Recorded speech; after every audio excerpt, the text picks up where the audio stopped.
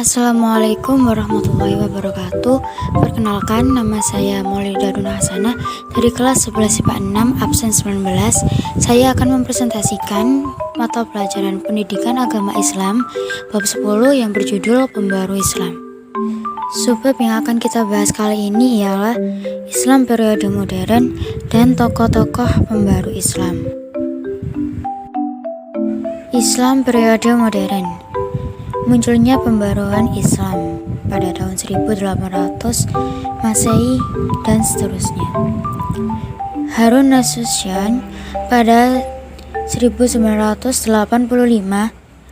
membagi periodisasi sejarah kebudayaan Islam menjadi 3 garis besar. 3 periode besar tersebut adalah: yang pertama, periode abad klasik pada tahun 650 Masehi hingga 1250 Masehi. Yang kedua, periode abad pertengahan pada tahun 1250 hingga 1800 Masehi. Dan yang ketiga, periode abad modern pada 1800 Masehi hingga sekarang. Setiap periode memiliki ciri-ciri yang membedakan dengan periode lainnya. Periode abad klasik menggambarkan kondisi kejayaan dunia Islam. Periode abad pertengahan menggambarkan kondisi kemunduran dunia Islam. Periode abad modern menggambarkan kondisi kebangkitan dunia Islam. Dunia Islam membentang dari Maroko sampai ke Indonesia dengan mengecualikan beberapa wilayah yang penduduknya mayoritas non-muslim. Menurut Muhaimin, pada 2011, Islam mencapai kemajuan di abad klasik disebabkan oleh beberapa hal, yaitu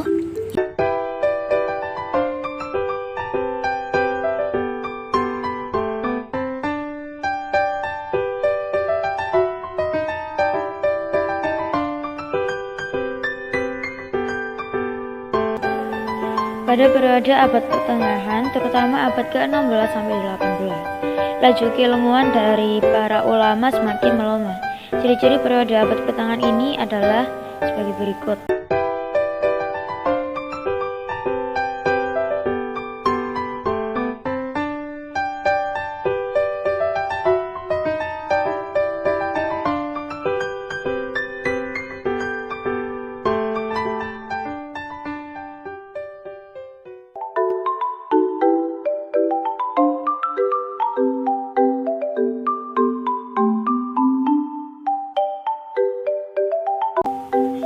Pada periode abad modern atau abad ke-19, mulailah muncul kesadaran umat Islam. Kesadaran tersebut muncul ketika orang-orang Eropa berhasil menguasai dunia Islam. Pada awalnya, bangsa Eropa lah yang mengalami kemunduran. Bangsa Eropa juga pernah dikalahkan oleh umat Islam pada zaman abad klasik. Contoh berhasilnya orang-orang Eropa yang menguasai dunia Islam diantaranya adalah yang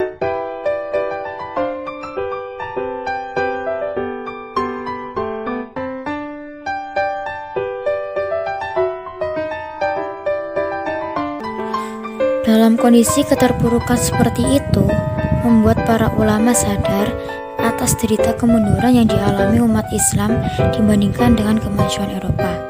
Oleh karena itu, pada abad modern muncul para ulama dengan gagasan-gagasan yang bertujuan memajukan umat Islam sehingga dunia Islam dapat mengejar kemajuan Barat.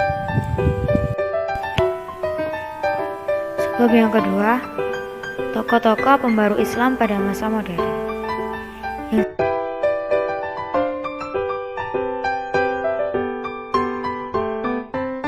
Bahas kali ini adalah tokoh pembaru dari India.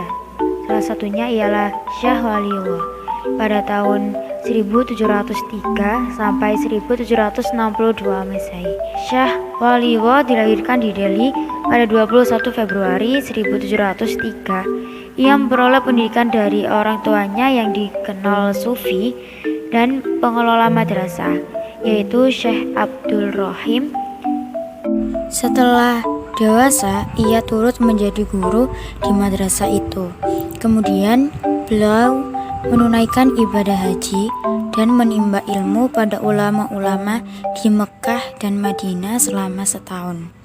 Ia kembali ke Delhi pada tahun 1732 dan meneruskan karir lamanya sebagai guru.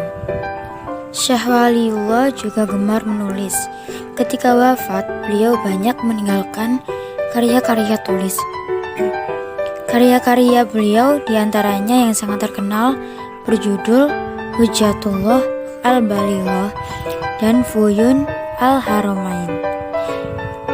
Ketika melihat kemunduran dunia Islam, Syah Waliullah berpendapat bahwa penyebab kemunduran dunia Islam diantaranya adalah sebagai berikut.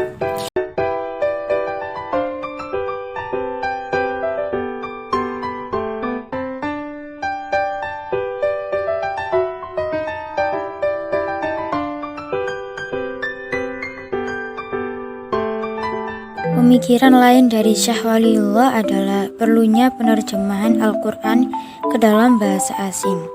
Tujuan penerjemahan ini agar masyarakat yang tidak mengerti bahasa Arab dapat memahami maksud dan menerapkannya dalam kehidupan sehari-hari. Pemikiran ini termasuk baru, sebab penerjemahan Al-Quran pada saat itu masih dilarang oleh para ulama.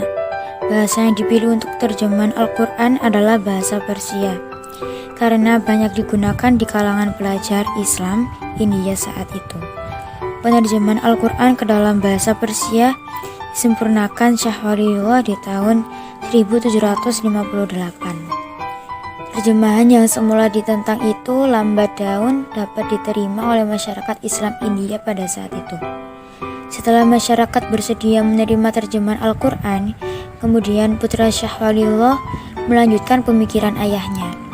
Putra Syah Waliullah membuat terjemahan Al-Quran ke dalam bahasa Urdu. Bahasa Urdu inilah yang lebih umum digunakan oleh masyarakat Islam India daripada bahasa Persia. Cukup sekian yang bisa saya sampaikan. Bila ada salah kata, mohon dimaafkan. Terima kasih dan wassalamualaikum warahmatullahi wabarakatuh.